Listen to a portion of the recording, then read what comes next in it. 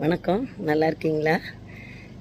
வாச்சஸ்மதி மிஸ்ரா அப்படிங்கிற ஒரு பெரிய எழுத்தாளர். அவர் பாமதி அப்படிங்கிற வேதாந்த நூலை எழுதிட்டுருக்கார். அப்போ திடீர்னு பார்த்தா ஒரு அம்மா விளக்கை தூண்டி விட்டு விளக்கில் எண்ணெயை ஊற்றிட்டு போகிறத பார்க்குறாரு.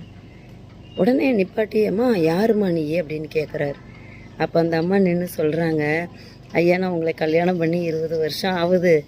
நான் உங்களுக்கு தேவையான சாப்பாடு தண்ணி எல்லாம் கொண்டு வைப்பேன். விளக்கெல்லாம் இந்த மாதிரி எண்ணெய் தீர்ந்துருச்சுன்னா அப்போ அந்த நாளில் இப்போ தான் கரண்ட் இருக்குதுல்ல, இது மாதிரி எண்ணெயெல்லாம் ஊற்றுவேன். நான் இன்றைக்கி கொஞ்சம் நான் அசால்ட்டாக விட்டுட்டேன், விளக்கு அணையிற அளவுக்கு நான் விட்டுட்டேன். அதனால தான் கொஞ்சம் லேட் ஆயிடுச்சு. அதனால தான் நீங்கள் என்னை யாருன்னு கேட்குறீங்க. அந்த விளக்கு தொடர்ந்து எரிஞ்சிகிட்டு இருந்ததை நீங்கள் தொடர்ந்து எழுதிக்கிட்டே இருந்திருப்பீங்க அப்படின்னு சொல்கிறாங்க. அதுக்காக அவர் தன்னோட வேலையை செய்யாமல் இருக்கிறாரு அப்படின்லாம் அர்த்தம் இல்லை. அந்த அளவுக்கு அவர் தான் எழுதின அந்த புத்தகத்து மேலே தான் செஞ்ச வேலையில் அவ்வளோ கவனமாக இருக்கிறாரு. நம்மளுக்கும் வாழ்க்கையில் முன்னேறணும்னு ரொம்ப ஆசை தான். ஆனால் ஒரு வேலையை நம்ம எப்படி செய்கிறோம்? கவனமாக செய்கிறோமா? இந்த வேலை தானே, இது கிடக்குது, அப்புறம் பார்த்துக்கலாம், இப்போ பாதி இருந்தால் பாதி செஞ்சுட்டு பாதி அப்புறம் பார்த்துக்கலாம் அப்படிங்கிற வேலையே இருக்கக்கூடாது. அந்த வாச்சஸ்பதி மிஸ்ராங்கிறவர் பாருங்க, தன்னுடைய மனைவி யாருன்னு தெரியாத அளவுக்கு கூட அவர் அவ்வளோ கவனமாக எழுதிட்டு இருக்கிறார். அதாவது அவரோட கவனம் அங்கே போகல, ஏதாவது நடக்குது, அனிச்சை செயல் மாதிரி நடக்குது. ஆனால் அவர் கூட அந்த உணர முடியல. அவருடைய உணர்வு முழுக்க அந்த வேலையில் தான் எழுதுகிற நூலில் போச்சு.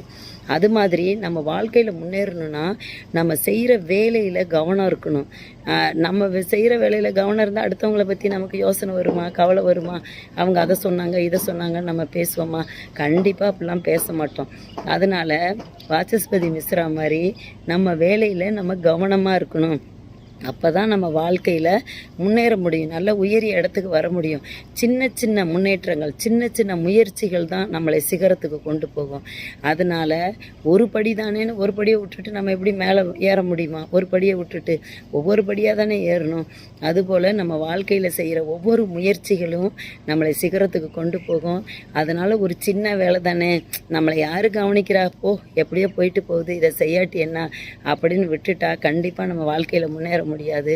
சின்ன சின்ன வேலையாக இருந்தாலும் கவனம் எடுத்து நம்ம கவனமாக செய்யும் பொழுது, அவருக்கு பாருங்கள், தன்னுடைய மனைவி கூட யாருன்னு தெரியல, அம்மா யாருமா நீங்கள் அப்படின்னு சொல்லி கேட்குறாரு.